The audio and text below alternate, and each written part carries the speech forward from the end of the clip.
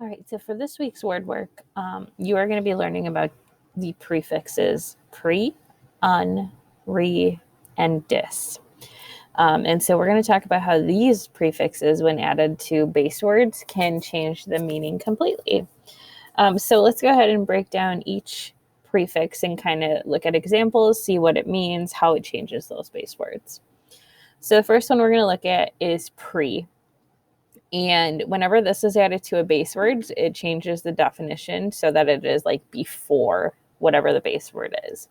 So for example, if we add view and we change it to preview, that means that you are viewing it beforehand. So the teacher may preview a video before showing it to her students.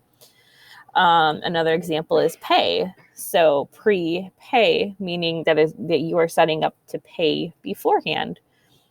Same with preschool. A preschool would be something that a 3 or 4-year-old may go to before coming to school. And then pre-cook means that you are cooking it ahead of time. So you're cooking it before you want it, and then you maybe would need to reheat it later. All right, so let's look at our next one. Our next one is un. Un often is going to change it to meaning not. So for example, unhappy would mean not happy. Unwind would mean to unwind something. Unkind would mean that the individual is not kind.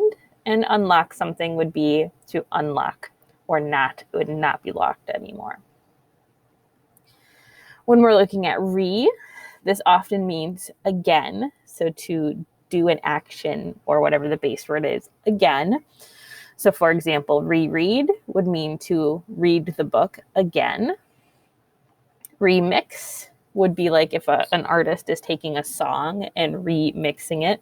So using the same song, but making it again and maybe making it sound different. Retell, meaning you are telling the story again. And replay, meaning you are playing something again.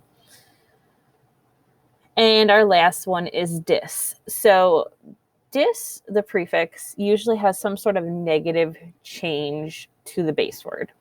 So for example, dislike would mean that you don't like something. Disagree would mean that you are not agreeing or you don't agree. Disrespectful would mean that you are not being respectful. And then disappear would mean that it does not appear or it is not visible. So for this week, you're going to be working with those 4 prefixes. You're going to be doing a lot of different activities.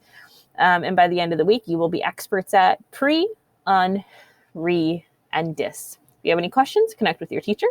Otherwise, those are your word work words for the week.